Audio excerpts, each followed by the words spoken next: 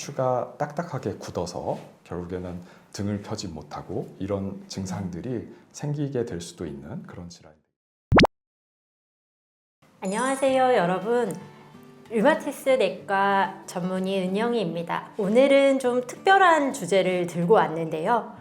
혹시 주변에 20대인데도 아침마다 허리가 너무 아프다는 친구, 아니면 디스크인 줄 알고 정형외과를 다녔는데 너무 안 낫는다 하는 친구 있으신가요? 그분들이 꼭 봐야 할 영상을 준비했습니다. 오늘은 저희가 강직성 척추염이라는 병에 대해 이야기해 볼 텐데요. 이 분야의 전문가를 저희가 한 분 모셨습니다. 안녕하세요, 교수님. 네, 안녕하세요. 저는 류마티스 내과의 구본산이라고 합니다. 반갑습니다. 반갑습니다. 교수님, 솔직히 말씀해 주세요. 강직성 척추염 진료실에서 빨리빨리 진단이 되는 병인가요? 사실은 강직성 척추염 환자분들이 굉장히 오랫동안 좀 질병을 묵혀두고 온다는 그런 병이 될 수도 있고요. 그래서 진단까지는 꽤 오랜 기간이 걸립니다. 5년도 걸릴 수 있고 7, 8년까지도 본인이 강직성 척추염이라는 거 모르고 지내시는 분들이 꽤 많거든요. 5년이요. 상당히 긴 시간을 모르고 지내시는 분들이 너무 많은데요. 오늘 이 영상이 정말 중요하겠네요. 그러면 교수님, 그 강직성 척추염 말만 들어서는 이게 무슨 병인지 저희가 좀 이해하기가 어려운데요. 혹시 이게 어떤 병일까요? 강직성 척추염은 말 그대로 척추 쪽에 염증이 생기는 질환입니다. 그래서 이게 척추 쪽에 염증이 만성적으로 생기기 때문에 허리가 굉장히 아프고, 특히 이제 허리 중에서도 아래 허리 부분이 굉장히 아프고요. 이런 것들이 5년, 10년 계속 진행이 될수록 척추가 딱딱하게 굳어서 결국에는 등을 펴지 못하고 이런 증상들이 생기게 될 수도 있는 그런 질환이 되겠습니다. 네, 이게 심하게 진행되면 대나무처럼 척추가 굳는다고 하는데 그런 분들이 실제로 많은가요? 많지는 않습니다. 왜냐하면 강직성 척추염 환자분들이라 하더라도 거의 척추가 굳지 않고 통증이 처음 시작됐다가 그냥 편안하게 별 이상 없이 지내는 분들도 많고, 그 중에서도 일부의 환자분들이 굉장히 빠른 진행을 겪기 때문에 그런 분들은 젊은 시절에도 허리가 딱딱하게 굳게 되면서 동작에 굉장히 많은 제한이 있을 수 있습니다.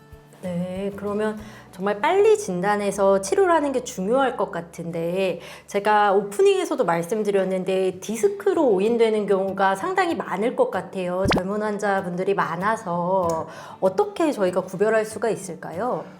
강직성 척추염의 가장 큰 특징은 염증성 등통증이라는 겁니다. 네. 염증성 등통증은 몇 가지 특징이 있는데, 제일 중요한 특징이 아침에 일어났을 때 허리가 굉장히 아픈 겁니다. 그래서 척추에 강직 그런 증상들이 생기고, 낮에는 좀 일하거나 운동을 하거나 하면은 허리가 풀리면서 증상이 오히려 호전되는 그런 것들이 염증성 등통증이라고 하는데요. 이런 강직성 척추염 환자분들한테서 아주 특징적으로 나타납니다. 네, 디스크에서는 보통 저희가 이제 쓰면 쓸수록 더 아프니까, 그리고 움직이면 더 아프니까 그게 이제 가장 큰 차별점 중에 하나가 되겠네요. 그렇죠. 네, 그러면 이 병이 왜 생기는 걸까요? 몇 가지 원인이 있는데 그 중에서 가장 중요한 원인은 유전적 소인입니다. HLA-B27이라는 그런 유전자가 있는데, 그 유전자가 있는 분들은 강직성 척추염에 걸릴 확률이 높습니다. 근데 HLA-B27이라는 유전자가 전 인구를 통틀어서 한 3% 정도 있다고는 하는데, HLA-B27이 있다고 해서 전부 다 강직성 척추염은 아닙니다. 하지만 강직성 척추염 환자분들은 대부분 90% 이상 HLA-B27이라는 유전자를 가지고 있기 때문에 굉장히 중요한 요인 중에 하나가 되겠고요. 그리고 이 유전자를 가지고 있다 하더라도 전부 다 강직성 척추염이 생기는 건 아닙니다. 여러 가지 다른 환경적 요인도 이 강직성 척추염의 발병에 영향을 줄 수가 있습니다. 네, 이게 사실 유전자랑 연관이 있다고 하면 외래에서 이제 환자분들이 가장 걱정하시는 게 이게 내가 이 병이 있어서 내 애도 이 병이 생길 거냐, 이걸 많이 물어보시잖아요. 이게 100% 유전되는 병인가요? 유전됩니다. 당연히 부모님이 HLA-B27이 한 분이라도 있다면은 당연히 자식들한테도 유전이 될 수도 있는 그런 상황이 되겠죠. 유전자기 때문에.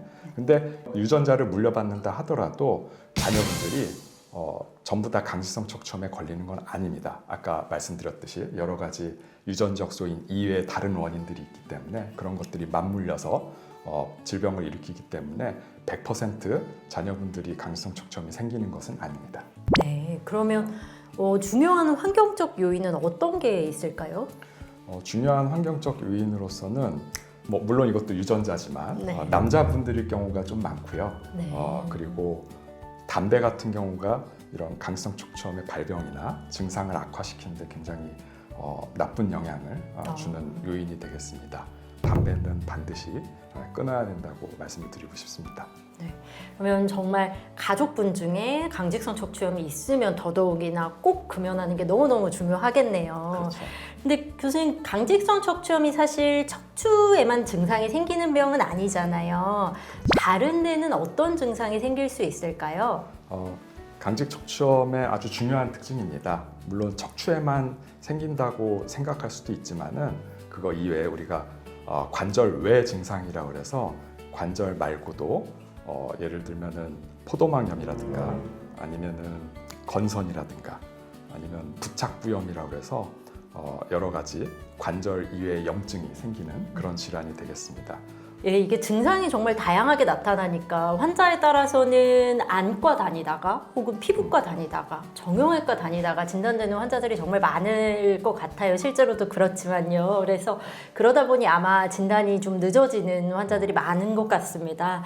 그러면 진단을 저희가 어떻게 외래에서 실제로 할 수 있을까요? 일단 저희가 진단하는데 아까도 강조했지만 유전자를 먼저 네. 혈액 검사를 통해서 확인을 해보고요. 그리고 중요한 건 또 엑스레이입니다. 엑스레이에서 우리가 골반 쪽에 그러니까 천장 관절이라고 있거든요. 그러니까 척추와 골반이 만나는 부분입니다. 그 부분에 엑스레이를 찍어서 그 천장 관절 사이에 염증이 있는 것들을 확인을 하는데요. 물론 이 염증이라는 게 엑스레이로는 확실히 보이진 않지만은 어느 정도 구조적인 이상을 저희가 파악할 수 있기 때문에 조금 진행을 한 사람들한테 보이기는 합니다. 그래서 우리가 좀 더 빨리 이런 것들을 확인하기 위해서는 MRI를 통해서 진단을 하기도 합니다. 네. MRI가 비용은 비싸지만 염증을 초기에 보기에는 아주 좋은 검사 중에 하나인 것 같습니다. 근데 이게 만성질환이고 서서히 진행한다고 아까 앞에서 말씀해 주셨는데 이거를 저희가 빨리 진단해야 하는 이유가 어떤 게 있을까요? 일단 강직 척추염은 척추가 굳는 병입니다. 염증이 계속 반복이 되고 심해질수록 척추가 많이 굳게 되거든요. 그렇기 때문에 염증을 캐치하고 억제하기 위해서는 빠른 시일 내에 진단을 받고 염증을 억제하면 그만큼 강성 척추염의 강직의 진행을 어느 정도 예방을 할 수가 있습니다. 네, 그러면 빨리 진단해서 빨리 치료하는 게 중요한데 그럼 저희가 치료는 어떻게 할 수가 있을까요? 치료 중에서 저희가 항상 외래에서 강조하는 거는 운동을 하는 것이고, 그러니까 운동 중에서도 격렬한 운동이 아니라 스트레칭 같이 이제 몸을 많이 풀어주는 운동을 권장해 드립니다. 그리고 두 번째로는 우리가 약물 치료를 주로 하게 되는데요. 약물 중에서도 이제 먹는 약, 썰파살라진 아니면은 우리가 소염진통제 이런 것들을 처방을 많이 합니다. 그래서 소염진통제 같은 경우에는 강직성 척추염 환자분들한테 굉장히 효과가 좋습니다. 근데 만약에 강직성 척추염에서 환자분들한테서 이 소염진통제가 효과가 없다면은 저희가 그 다음 단계인 생물학적 제제라는 약으로 넘어가게 되는데요. 이 생물학적 제제가 염증을 억제하는데 굉장히 탁월한 효과가 있습니다. 그래서 이렇게 염증을 잘 억제를 한다면은 그 척추의 강직들을 어느 정도 예방하는데 도움은 될 수 있습니다. 하지만 이게 100% 예방을 한다고 볼 수는 없고요.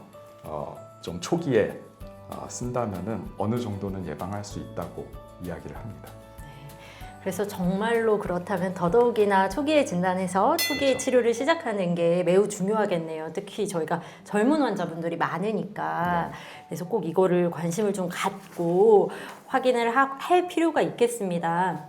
그리고 아까 이제 저희가 앞에서도 이야기했는데 생활 습관 중에 제일 중요한 것 중에 하나가 담배인 것 같아요. 그렇죠. 그래서 꼭 이제 환자분들이 꼭 담배를 피우고 계신다면 담배를 꼭 끊는 게 너무 중요할 것 같습니다.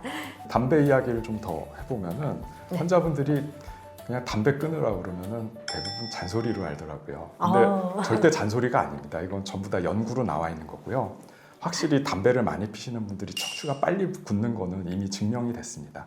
그래서 여러분들 담배 끊으라고 하는 말은 절대로 잔소리가 아니라 과학적인 이야기니까 꼭 담배를 끊어주시기 바랍니다.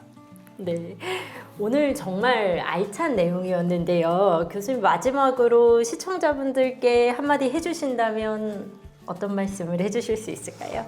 예, 뭐 항상 류마티스 질환들에 대해서 강조하지만 특히 강직성 척추염 같은 경우에는 척추가 굳는 질환입니다. 근데 이 척추가 굳는 환자들은 어느 정도 특징이 있지만 저희가 이제 예측을 하기란 쉽지는 않거든요. 그렇기 때문에 모두가 이제 강직성 척추염이 이제 굳을 수도 있다고 생각을 하면서 미리미리 좀 예방을 하면서 환자분 스스로도 좀 노력을 하셔야 됩니다. 예를 들어서 아까 말씀드렸듯이 운동도 뭐 스트레칭도 많이 하시고 그리고 약도 제때제때 잘 챙겨 드시고요.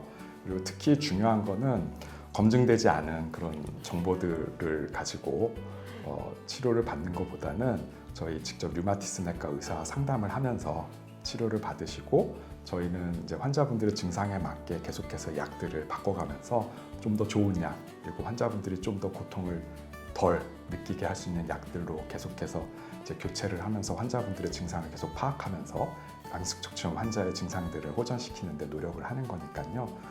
부디 류마티스 내과에서 진단과 치료를 받으시도록 권유를 해드립니다. 네, 교수님 진심이 느껴지는 마지막 멘트 감사합니다. 정리하자면 저희가 젊은 사람, 특히 이제 젊은 남성에서 아침에 일어날 때 더 많이 아프고 뻣뻣하고 그게 움직일 때 호전되는 특히 하부 허리에 통증이 있다면 한 번쯤은 강직성 척추염을 의심해서 류마티스 내과에 방문해서 전문의의 진료를 받아보실 필요가 있겠습니다.